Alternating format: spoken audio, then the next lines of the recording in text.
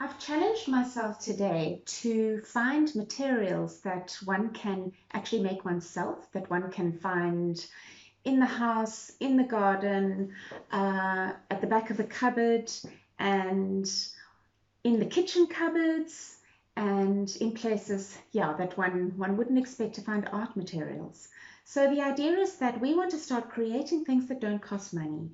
We want to start seeing that creativity can be made with anything, anywhere, and it's not something that has to come from an expensive art shop or an expensive gallery, etc. So the first thing I want to introduce you to today is a variety of different kinds of surfaces that one can make art on. So, of course, prehistory or pre recorded history, human beings were making art on the walls of caves.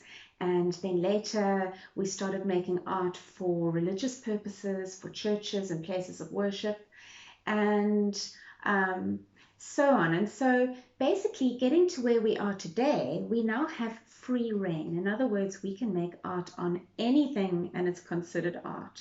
So, the first obvious thing to make art on is paper.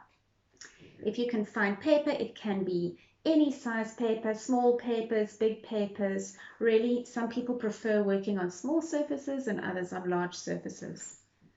Then, of course, one can actually just get cardboard boxes. So there may be boxes that you find at the back of a supermarket, or it could be cardboard that's from a cereal box or some other box from the kitchen. So this becomes valuable art material. What's other people's rubbish is artist's gold.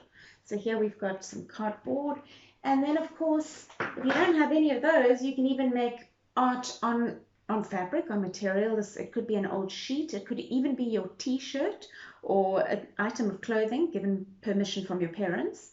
So one can make art on fabric, and pieces of wood. You may find small pieces, large pieces that you can actually paint on, create things on. So I'd like to encourage you to open your minds, to let go of limitations, to start thinking, what could I use? What can I use to make art on? And you'll find that there are many, many things that you didn't think of. So those are some ideas for surfaces. The next hitch that could come up is you could say, well, I don't have any paintbrushes at home. And I looked at several different ways or several different ideas of creating one's own paintbrush.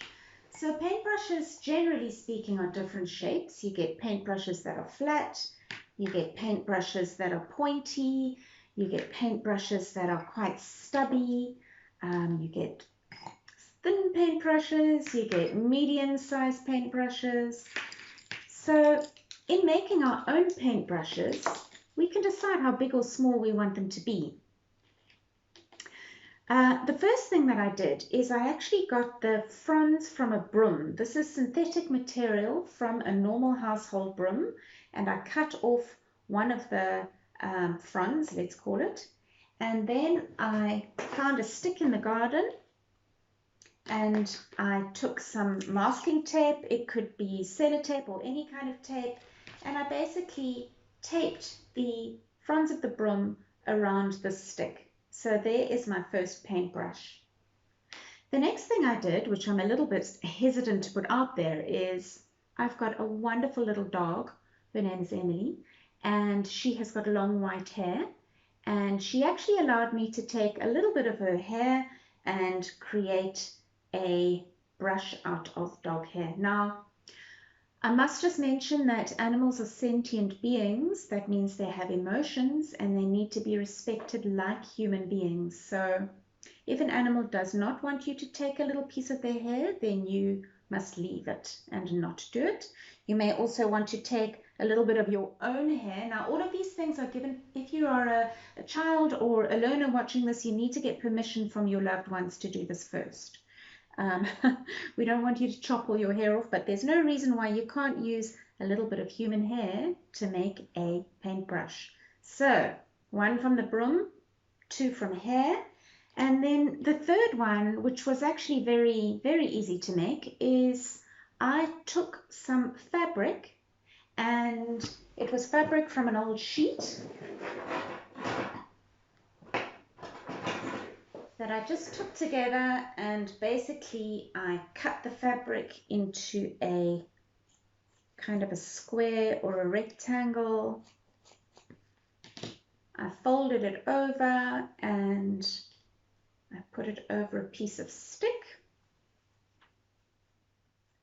and I created a kind of a rough paintbrush, which once again I taped with the tape.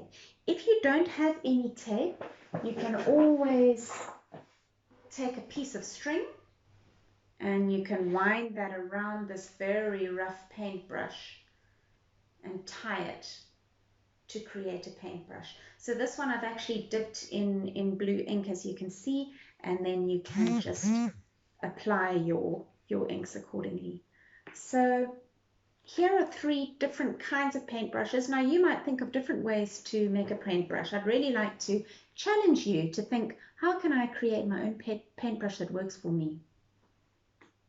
So there you go. And over the next few weeks, I am going to introduce all sorts of different applicators that you can use to paint with or to apply materials with. But just one more that I'm going to introduce you today is the feather, because the feather can also create some wonderful marks and apply your inks that way. So now we have our applicators. There's no excuse to say I don't have a paintbrush. And the next step is to go on to what we can use as paint if we don't have paint at home.